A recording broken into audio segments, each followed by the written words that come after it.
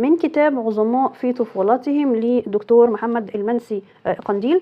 الكتاب ممتع جدا ومميز في فكرته، بيحكي عن الطفولة والمواقف المبكرة اللي عاشها مجموعة من الشخصيات العظيمة اللي غيرت مجرى التاريخ في مجالات مختلفة زي الأدب، السياسة، العلوم. بيحكي القصص بأسلوب بسيط وسلس ومليان مشاعر، كأنك بتعيش مع الشخصيات وهم صغيرين. الكتاب مش بيذكر بشكل تفصيلي المصادر اللي اعتمد عليها المؤلف علشان يحط القصص دي، وده ممكن يخلي القارئ يشك شوية في مدى دقة الحكايات أو مدى التزامها بالحقائق التاريخية. بس الكتاب في النهاية مش موسوعة أكاديمية، وهو أقرب لمحاولة إلهام القارئ وتسليته من خلال قصص إنسانية عن العظماء.